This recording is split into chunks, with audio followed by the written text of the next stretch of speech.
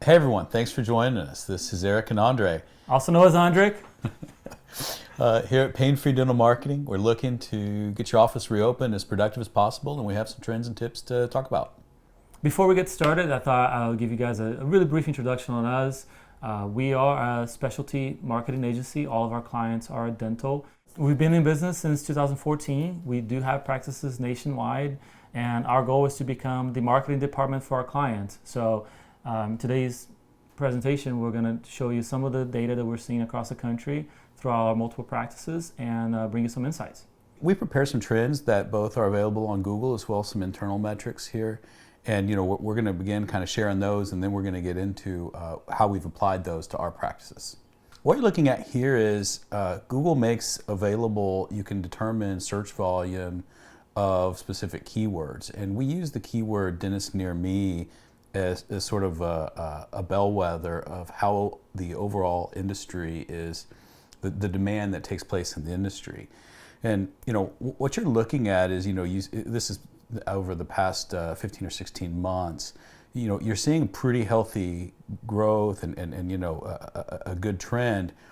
And the seasonality in there, so you would expect September's are lower than August, July's, and then obviously the markers there are when COVID starts to begin to break the news, and a huge plummet in demand, and when the stay-at-home orders start putting in place. And what we've seen is this really rapid recovery of demand come back into the market, and that's been really great to see, because I think that it shows that the economy wants to restart, that people are wanting to get back to normalcy, but when it sort of hits the ground into the offices, it doesn't always manifest itself in the new patients. And that's one of the things we want to talk about today, is how to capitalize on these trends and really drive new patients at a time where a lot of offices are not.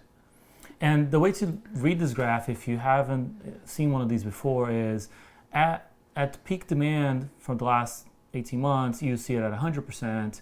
And so when you see the line at 50%, it's showing that demand overall for that particular term is at 50% of its peak. So if you're looking at the very last tail of the graph there, you see that we're not almost all the way back to the peak, but we're really close. We can overlay our call volume from first-time callers, which gives us a good idea of buyer intent, right? Because most first-time callers into practice have the possibility of becoming a new patient. When you sort of overlay the external trends with our internal practices trends, it starts to narrate that story of, we did see calls declining, and now we see them climbing back. And so, most of our offices are able to capitalize on some of the new patients that occur, and this happens to be one. I've laid the markers out in the same area of the graph where, you saw the decline, the stay-at-home orders, and then you saw the pike in demand. And, it's really starting to correlate this, which narrates that story of, I think that demand is back. We're telling our offices that demand is back. I really think it's on the office to help take advantage and prevent cancellations and get new patients in. All the analytics say that we are in certainly a healthy recovery from the stay-at-home orders. And we have seen a few offices that have opened and they aren't seeing as many new patients as they hoped for. And we're going to tell you the mistakes they're making and how to avoid that. Because there's certainly a demand, like Eric said, the offices that aren't seeing enough new patients right now are doing, on average, the exact same mistake that we're going to share with you today. So we're going to tell you now what we're telling our clients and how we're helping them take advantage of this opportunity and the recovery in the market that we're seeing right now. The main thing that we're telling our clients that they need to do is they need to schedule smart. And it starts with block scheduling. I'm sure if you're here watching this video, you know what block scheduling means. But for those that may not, it's the idea of leaving some spots on your schedule saved specifically for new patients. Because what we're seeing is offices around are so hungry to get new patients back, get patients back in the door, get production back in the door, that they're just scheduling everyone that calls kind of on a first come, first served basis. Oftentimes getting their existing patients back into their schedule, which feels great because they're going to be busy. But what's happening though is new patients that are calling in who've been cooped up in the house like just the rest of us are having to wait several days in order to come, be able to come into the office. And our data shows that on average, a consumer who is finding a new dentist online is only willing to wait on average 3 to 5 business days at most. So if your office doesn't have the capability of scheduling them within a couple of days of them calling, they're just going to call the next office in the search result page. So the number one thing that everyone watching this video needs to do is make sure that they're leaving holes in the schedule for those new patient calls. Time and time again, I know you want to make your existing patients happy, and I think you should. But if I've been with the practice for 3 or 4 or 5 years, like, I'm okay waiting a couple of months to come back, and I'm okay being delayed. I mean, I do think we've become patient as to the changes that we've seen in this pandemic, but I don't want an office to trade short-term production gains of trying to make up all this production they lost for long-term growth. And I really think that most offices are just sort of scheduling whoever they can fit in, like Andre said, and they're not being strategic. And I think that feels good today. I think they're recapturing that production lost, but I think it's going to hurt them in the future because they weren't, they sacrificed those new patients. And enough offices are doing that supply is being suppressed, and I think that this is an opportunity to grow your practice at what is on the surface an odd time. Mm-hmm. Yeah, we've had several clients that have basically stolen some patients from their competitors because they called, they couldn't be seen, so they called our clients and they had spots on the schedule. Now, there is one exception to that, and that is high value existing patients. So if you had someone that you've been planning on doing veneers with, you've been kind of talking about implants, those types of treatments, obviously you do want to schedule them in first. That'll be the exception in terms of making priority for the existing patients. But like Eric said, the majority of your existing patients that are just looking for regular cleanings or some minor procedures, they're not going to find a new dentist just because you ask them to wait a few more days.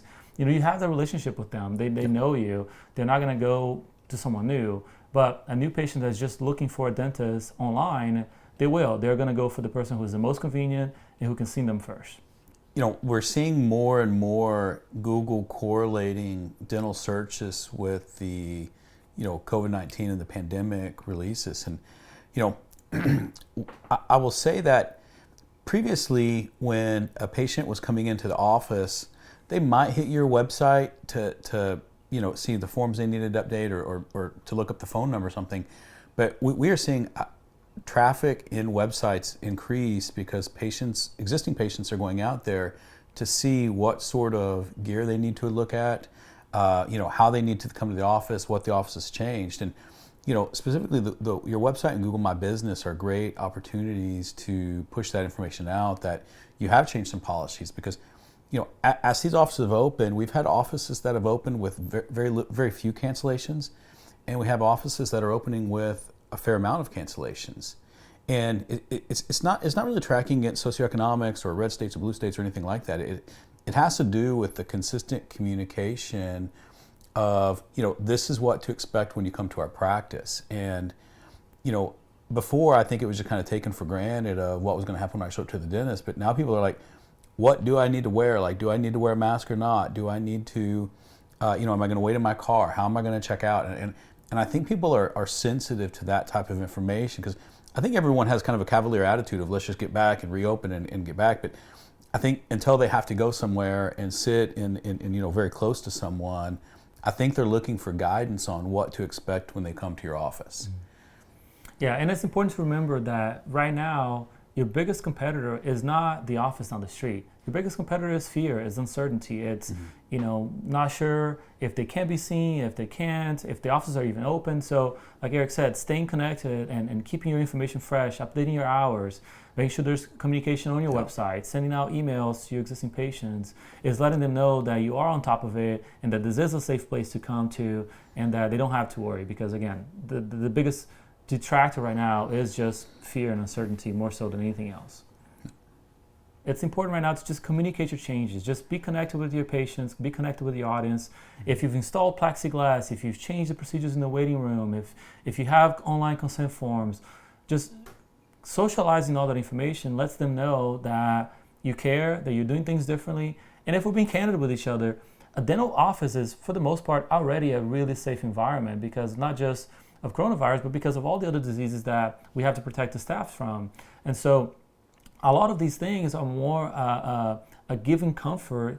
You know, the plexiglass is great, but it's not like you weren't already doing all these other precautions to keep the environment, contamination free. So this is more to get the patients to feel good that you are on top of it, that you're doing things, and there's a safe place to come.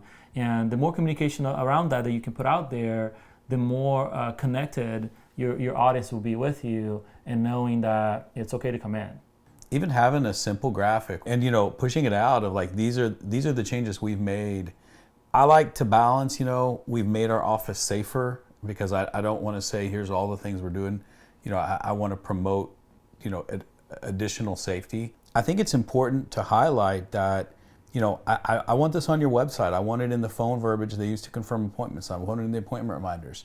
I want it on Facebook. I want it anywhere that your patients find you because, well, I think that we are having some sensitivity and overexposure to the coronavirus news. I don't think the safety element is being overexposed. In fact, I think people are still seeking that.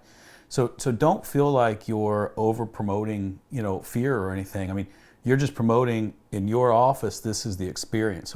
So don't get caught up in the, there's too much news about it. There's too much this about it.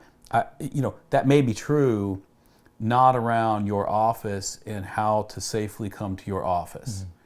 Yeah, and we know that different offices have varying levels of tolerance for, do they require everyone to wear a mask? Do they require some people to wear a mask? Are they taking temperature checks? So obviously tailor this message to your office and kind of where you stand on that spectrum. But it's important that whatever your stance is, that you're communicating that out because you want to again, the important part is connecting with the audience and those potential new patients that are kind of shopping around for a new dentist.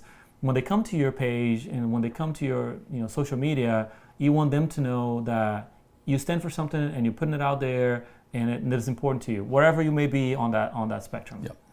That's it. We hope you found it informative, and please reach out to us if you have any questions. We'll talk to you soon. Bye, guys.